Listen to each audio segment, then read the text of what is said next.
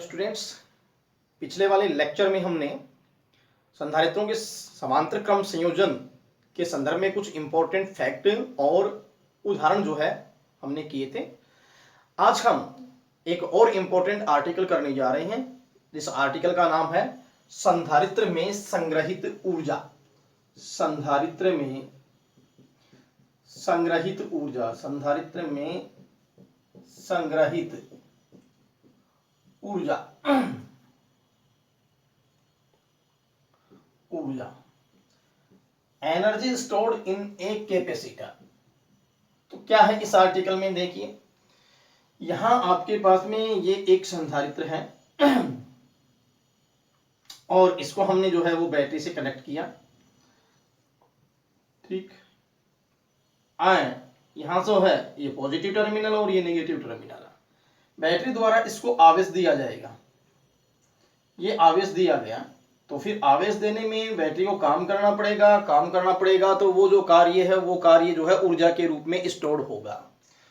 तो मान लेते हैं कि किसी क्षण इसकी धारिता हमारे पास में सी है, ठीक, संधारित्र की। तो फिर मान लीजिए किसी क्षण इसके ऊपर आवेश जो है वो क्यू डैश गया और हम जो है उस बैटरी से उसको आवेश देना चाहते हैं जीरो से क्यू आवेश देना चाहते हैं और किसी क्षण आवेश गया क्यू डैश, धारिता इसकी सी है। तो फिर हम यहां लिखते हैं पहले तो फॉर्मेलिटीज में क्या, चित्र में सी धारिता का संधारित्र विद्युत परिपथ में संयोजित दर्शाया गया है। विद्युत परिपथ में संयोजित दर्शाया गया है। ठीक है। यदि स्रोत द्वारा किसी क्षण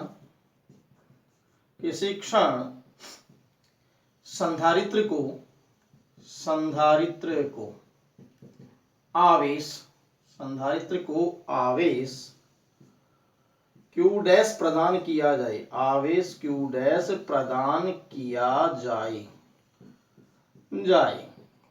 तब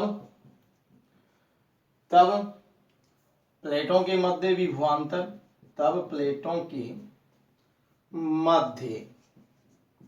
विभवांतर मान लेते हैं V डैश। तो ये जो V डैश आएगा और आवेश हमारे पास में कितना दिया गया, Q डैश। तो यदि स्रोत द्वारा किसी क्षण आवेश Q डैश प्रदान किया जाए तब प्लेटों के मध्य विभवांतर V डैश कैसे लिखेंगे, Q डैश अपॉन में C। ये इस बात नंबर 1।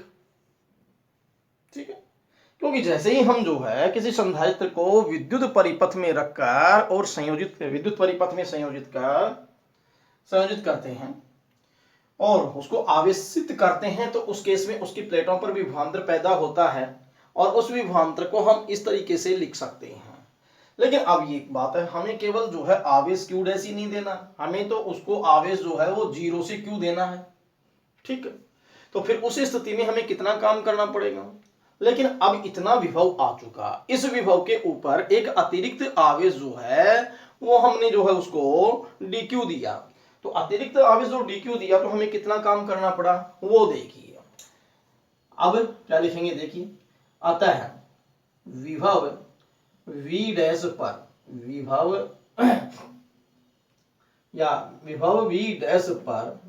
अतिरिक्त आवेश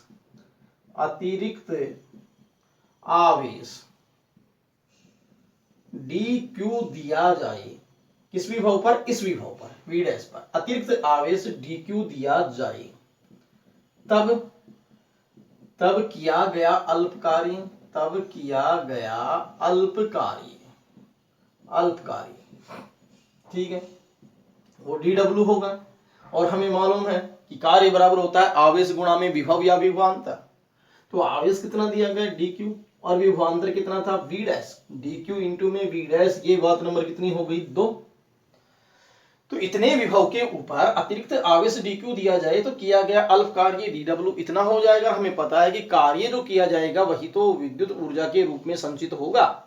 तो फिर अब मैं यहां से 1 से ये v डैश का मान इसमें रख दूं, तो फिर हम ये कह सकते हैं समीकरण 1 व 2 से क्या रिजल्ट आया, dw बराबर dq इंटू में v डैश की वैल्यू हो गई q डैश बाई सी, जहां C जो है वो संधारित्र की धारिता है।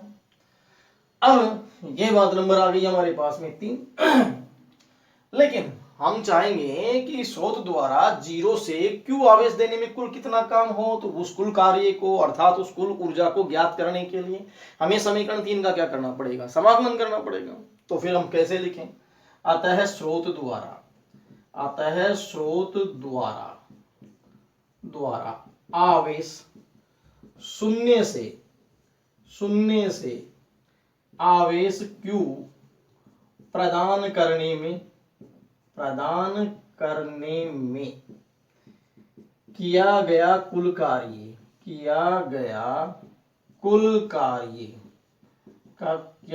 कार्य समीकरण 3 के समाकलन से किया गया कुल कार्य समाकलन से। तो कार्य कहते हैं चाहे ऊर्जा कहते हैं। तो अब आप यहां से देखेंगे कि वी वोल्ट की बैटरी हमने जोड़ी है इस पे, और आवेश जो है वो क्यू देना है इसको।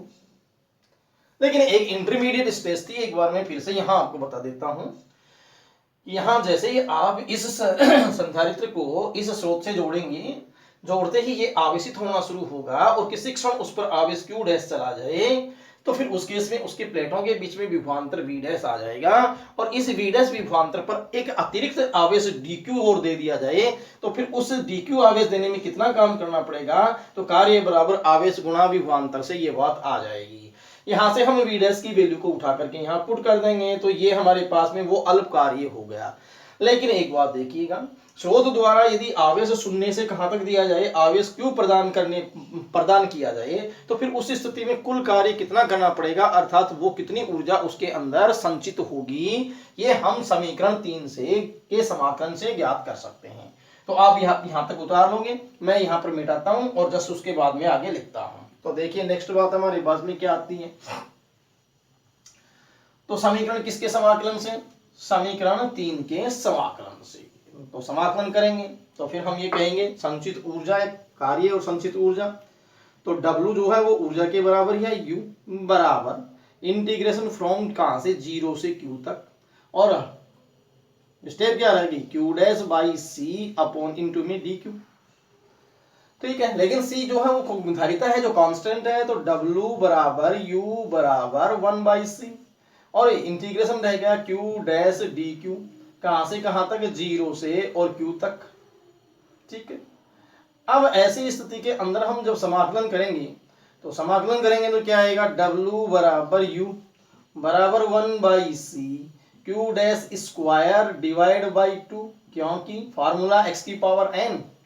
तो यहाँ जो है हमारे पास Q डैश था, Q डैश की पावर 1 थी, तो 1 में 1 ऐड हो गया, Q डैश स्क्वायर बन गया, अपॉन में 2 बन गया, और सीमाएं लग गई 0 से कहां तक, Q तक। ठीक है, अब हम यहां से इसके आगे चलते हैं, देखिए क्या निकालें, W बराबर U बराबर ये समाकलन जब कर दिया तो लिमिट रखेंगे 1/2, upper limit Q square upon 2 minus lower limit 0 square upon 2। एक बार Q डैश की जगह Q पुट कर देंगे, एक बार Q डैश की जगह 0 पुट कर देंगे, तो फिर ये U बराबर 1/2। यहां से हम जो है ये 2 कॉमन ले लेते हैं, तो ये चीज इस तरीके से Q या 1/2 की जगह हम 1/c लिखेंगे, C, तो ये हमारे पास में 1/c, तो ये रह गया केवल Q स्क्वायर अपॉन में 2। ठीक है, ये तो 0 हो गया, तो फिर U बराबर Q स्क्वायर अपॉन में 2c आ गया। ये तुम्हारे पास में संचित ऊर्जा हो गई। इसे हम समीकरण नंबर कितनी दे दें, 4 दे दें। क्लियर, तो 0 से Q आवेश तक आवेशित करने में कितनी ऊर्जा जो है उसमें संचित होगी, उसे हम इस तरीके से लिख सकते हैं। अब रही बात ये कि हम इसमें हमारे पास में किसी भी संधारित्र से रिलेटेड 3 पैरामीटर्स हैं, 3 राशियां हैं कि या तो उसमें आवेश या उसकी प्लेटों के बीच विभवांतर, ठीक है, या उसकी जो है धारिता। तो ये 3 जो पैरामीटर्स हैं इनके विद रेस्पेक्ट इस फार्मूले को हम कैसे लिख सकते हैं। तो देखिए मैं इसके आगे समीकरण 4 से आगे करता हूं काम ये। तो इसको हम डिफरेंट फॉर्म्स में कैसे लिखें वो पर आप ध्यान दीजिए। ये u equal Q square upon 2c है, u equal Q square upon 2c। लेकिन ध्यान दो q की जगह यदि मैं cv पुट कर दूं तो cv पुट कर दूं तो c स्क्वायर v स्क्वायर, क्योंकि q की वैल्यू cv होती है, अपॉन में 2c। c से c क्या हो गया, कैंसिल हो गया, कैंसिल हो गया तो यहां पर बच गया 1/2 cv स्क्वायर। तो एक फॉर्म तो आपके पास में ही आ गई। लेकिन इसे स्टेप में मैं इसके इक्वल चलता हूं, 1/2 CV इंटू में मैं V लिख दूं। लेकिन CV जो है वो Q के इक्वल होता है, तो यही चीज हम इसकी जगह Q लिख दूं तो 1/2 QV हो गई, ठीक है। तो फिर ये फार्मूला आपके पास में इन तीनों पैरामीटर्स के विद रिस्पेक्ट कैसे कैसे बनेगा, देखिए इसको मैं एक बार फिर से लिख देता हूं, U equal Q square upon 2c। एक तो ये फॉर्मूला, फिर इससे ये आया 1/2 CV स्क्वायर, ठीक है। इस फॉर्मूले को ऐसे लिख देने से, CV की जगह Q पुट कर देने से ये फार्मूला आ गया 1/2 QV। इसका मतलब 3 जो राशियां हैं उनमें दो दो राशियों की कॉम्बिनेशन के साथ इस ऊर्जा का फार्मूला हम इतने तरीके से लिख सकते हैं। तो न्यूमेरिकल प्रॉब्लम इनमें से किसी भी जो है वो फॉर्म पर जो है पूछी जा सकती है।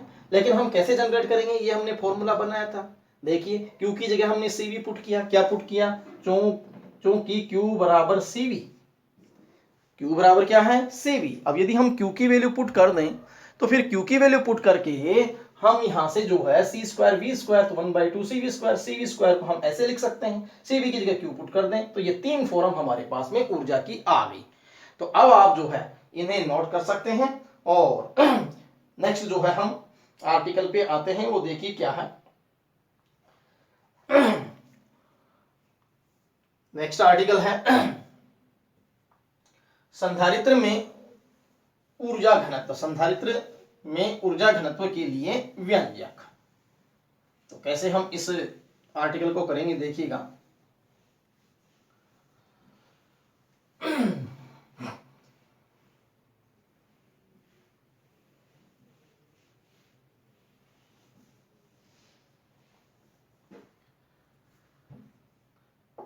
तो अब नेक्स्ट आर्टिकल है संधारित्र, समांतर प्लेट संधारित्र का ऊर्जा घनत्व।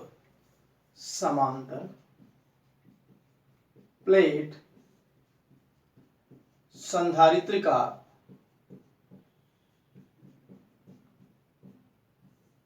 ऊर्जा घनत्व, ऊर्जा घनत्व। ऊर्जा घनत्व जो होती है ऊर्जा प्रति इकाई आयतन होती है, ठीक है। तो मान लेते हैं हमारे पास में एक समांतर प्लेट संधारित्र है जिसका प्लेट एरिया ए है और प्लेटों के बीच की डिस्टेंस डी है, ठीक। तो फिर किस तरीके से ले हम, ये समांतर प्लेट संधारित्र, प्लेट एरिया ए, प्लेटों के बीच की डिस्टेंस डी, और इसे हमने किसी बैटरी से कनेक्ट किया, कनेक्ट करेंगे तो फिर ये आवेशित होगा। तो फिर यहां से हम देखें प्लेटों के बीच में विभवांतर है हमारे पास में भी मान लेते हैं, ठीक है। ये प्लेटों के बीच में विभवांतर भी। तो सबसे पहली बात तो ये है क्या, चित्र में समांतर प्लेट संधारित्र,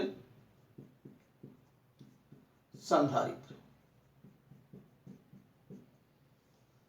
जिसकी धारिता C है, समांतर प्लेट संधारित्र जिसकी धारिता C है, दर्शाया गया है, जिसकी धारिता C एवं प्लेट क्षेत्रफल A है, प्लेट क्षेत्रफल A व प्लेटों के मध्य दूरी D, वह प्लेटों के मध्य दूरी D है, दर्शाया गया है। दर्शाया गया।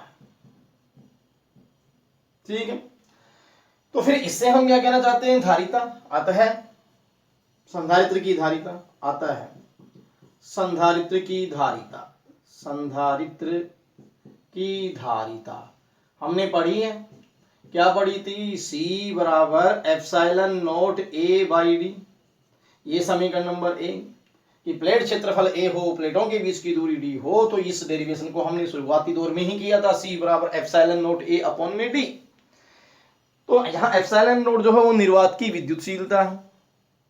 ठीक है, लेकिन यदि बैटरी को V वोल्ट के स्रोत से हम जोड़ दें तब इसमें कितनी ऊर्जा संचित होगी, तो फिर इसके आगे लिख रहा हूं, यदि संधारित्र को V वोल्ट के स्रोत से संयोजित कर दें, V वोल्ट के स्रोत से संयोजित कर दें तब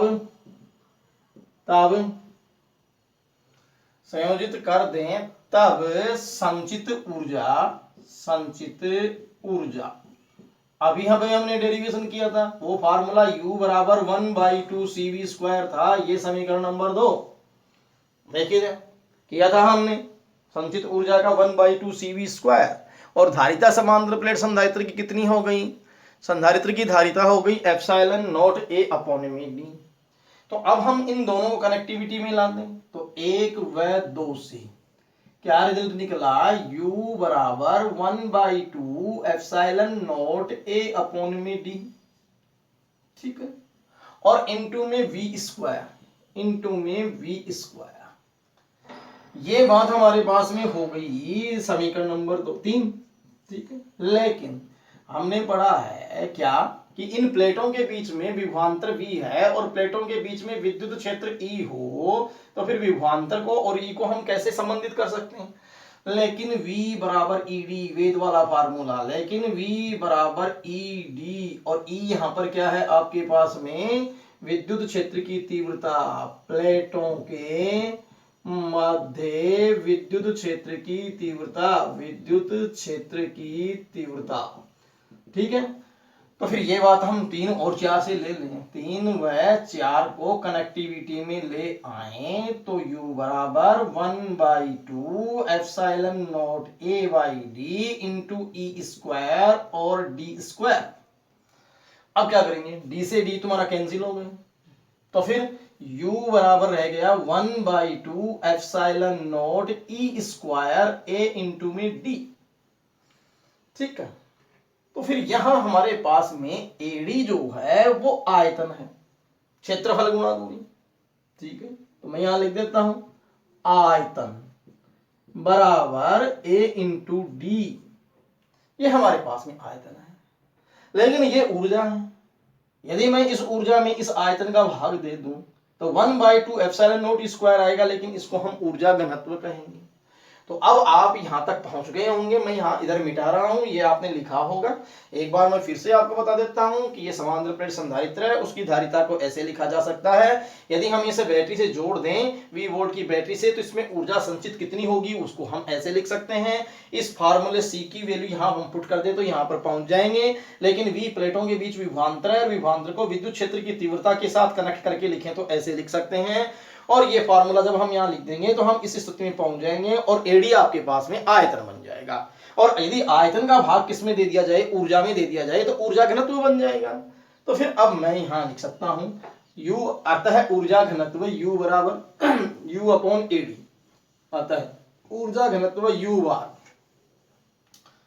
अतः ऊर्जा घनत्व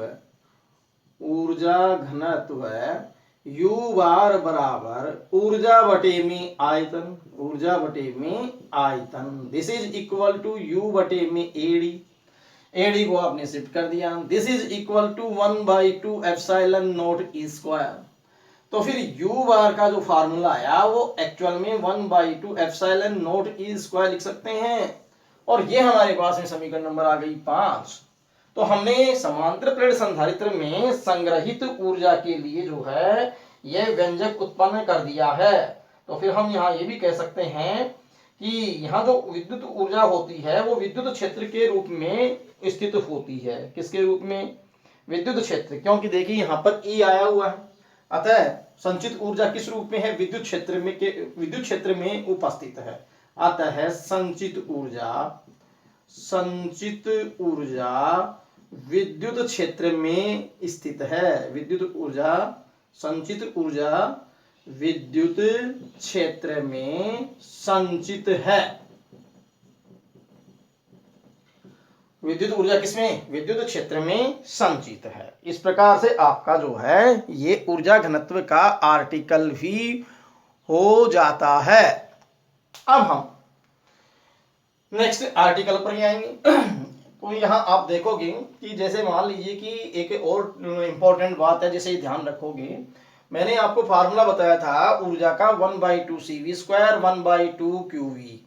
ठीक है। अब मान लीजिए कि हम किसी संधारित्र को Q जो है आवेश दें और V वोल्ट की बैटरी से हम जोड़ें, तो बैटरी द्वारा तो QV काम किया जाएगा ना।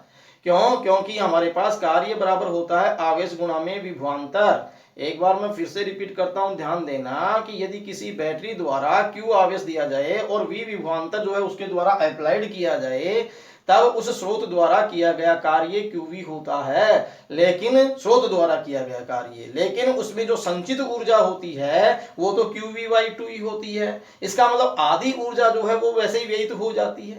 तो स्रोत ने तो कितना काम किया? QV, लेकिन स्टोर्ड कितनी हुई उसके अंदर? जो है स्टोर्ड हुई आपके पास में QV/2। तो फिर जो है इस बात का भी आप ध्यान रखेंगे। तो ये हमारे पास में जो है ऊर्जा घनत्व हो गया। तो अब आप जो है वो नेक्स्ट आर्टिकल लिखोगे, संधारित्रों के संयोजन में संचित ऊर्जा।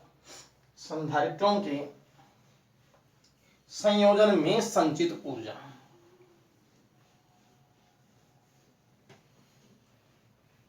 संधारित्रों के संयोजन में संचित ऊर्जा।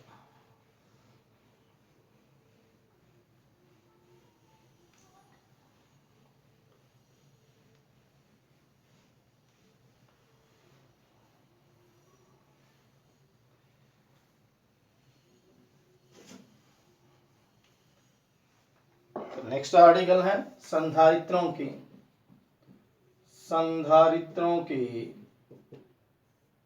संयोजन में संचित ऊर्जा। तो हमने यहां ये पढ़ा है कि संधारित्रों का जो संयोजन हम करते हैं वो संयोजन हम दो तरीके से करते हैं।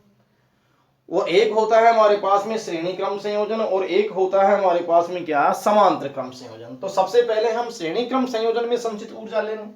तो नंबर फर्स्ट, श्रेणी क्रम संयोजन में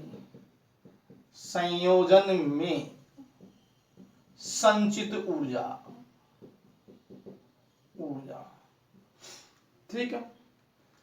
तो यहां मान लेते हैं कि हमारे पास में n संधारित्र हैं जिनकी धारिताएं C1, C2, Cn हैं और वो श्रेणी क्रम में संयोजित हैं। तो क्या लिखा जाए? यदि n संधारित्र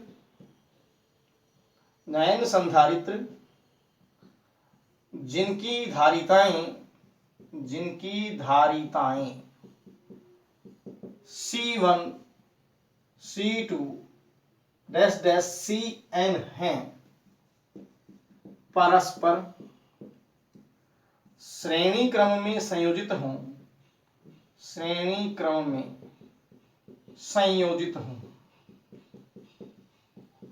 तब तुल्य धारिता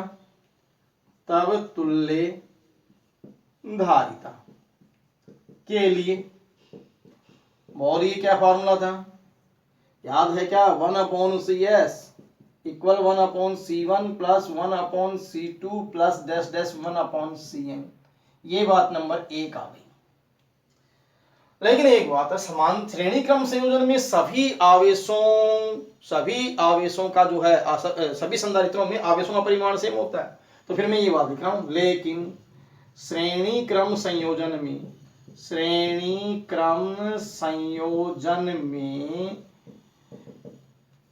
में सभी संधारित्रों सभी संधारित्रों में आवेश का परिमाण Q, आवेश का परिमाण Q समान होता है, समान होता है। ठीक है, तब आप एक बात देखेंगे, तब संचित ऊर्जा U बराबर, तब संचित ऊर्जा,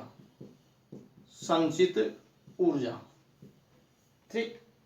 तो यहां हमारे पास में क्या है कि U बराबर क्यू स्क्वायर अपॉन में 2CS, ये फार्मूला था, क्योंकि ये हमारे पास ऐसे लिखा सकता है क्यू स्क्वायर अपॉन में 2 इंटू में 1/CS, और आप देख रहे हैं 1/CS की वैल्यू ये है, तो ये बात नंबर कितनी हो गई, 2।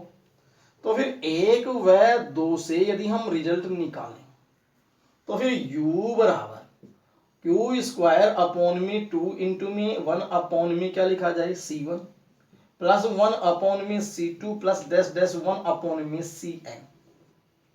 हम ऐसे लिख सकते हैं, क्यों, तुल्य धारिता हो गई 1/CS, और 1/CS श्रेणी क्रम में इतनी होती है, और आवेश का परिमाण Q सेम है। तो फिर इनको हम सेपरेट करें तो फिर ये फार्मूला किस तरीके से बन जाएगा, U बराबर क्यू स्क्वायर अपॉन में 2C1 plus Q square upon में 2C2 plus dash dash Q square upon में 2Cn। देखिए क्या किया मैंने यहां पर ब्रैकेट को ओपन कर दिया है, ठीक है। अब यहां ये ब्रैकेट ओपन कर दिया, तो अब क्या लिखा जा सकता है, U बराबर ये आपके पास में U1, क्योंकि पहले वाले संधारित्र में संचित ऊर्जा, प्लस ये दूसरे वाले में संचित ऊर्जा, प्लस ऐसे ही ये nवें संधारित्र में संचित ऊर्जा। तो हमारे पास में जो कुल ऊर्जा आई, वो कुल ऊर्जा अलग अलग संधारित्रों में संचित ऊर्जाओं का योग है। देख लीजिए आप कि यहां ऐसा नहीं है कि तुल्य धारिता का फार्मूला व्युत्क्रम संबंध के मुताबिक चल रहा है तो ऊर्जा भी जैसे कोई व्युत्क्रम संबंध के मुताबिक आएगी, ऐसा यहां पर नहीं है। यहां जो ऊर्जा आई वो हमारे पास में कुल ऊर्जा अलग अलग संधारित्रों में संचित ऊर्जा का योग है। तो एक इंपॉर्टेंट रिजल्ट हमारे पास में आ गया। तो हम क्या कह सकते हैं, अतः संधारित्रों के श्रेणी क्रम संयोजन में संचित कुल ऊर्जा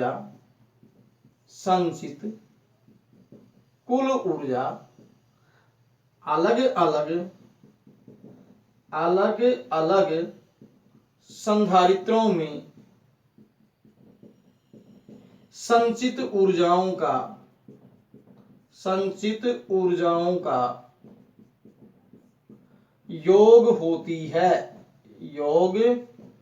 होती है। अतः संधारित्रों के श्रेणी क्रम संयोजन में संचित कुल ऊर्जा अलग अलग संधारित्रों में संचित ऊर्जा का योग होती है। तो फिर यह आपके पास में जो है वो संधारित्रों के श्रेणी क्रम संयोजन में संचित ऊर्जा की बात होगी। तो मैं फिर से रिपीट कर देता हूं। सबसे पहले आप इस श्रेणी क्रम के तुल्य धारिता के लिए फॉर्मूला कैसे लिखोगे, ऐसे लिखोगे। फिर हमने फार्मूले पढ़े थे, 3 फार्मूले ऊर्जा के थे, उनमें से ये हमने डेरिवेशन भी किया था कि संचित ऊर्जा जो होती है वो क्यू स्क्वायर अपॉन 2CS होती है। क्यू स्क्वायर अपॉन 2 को 1/CS को सेपरेट कर लिया। श्रेणी क्रम में तुल्य धारिता के लिए इस व्यंजक को 1/CS की जगह पुट कर दिया।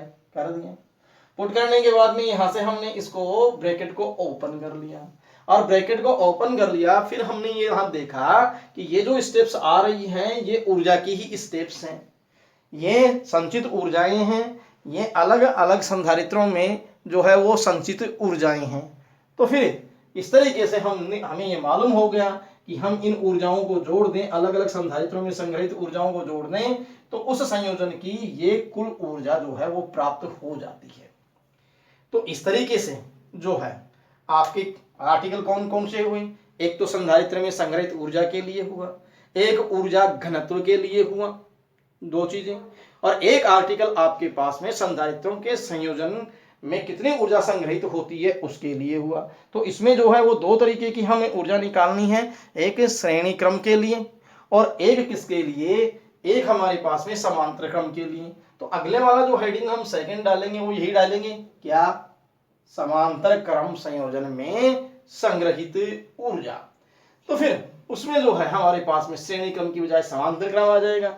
समांतर क्रम में यहाँ Cp बराबर लिखा जाएगा, लेकिन समांतर क्रम में यहाँ क्या सेम था, यहाँ आवेश का परिमाण सेम था।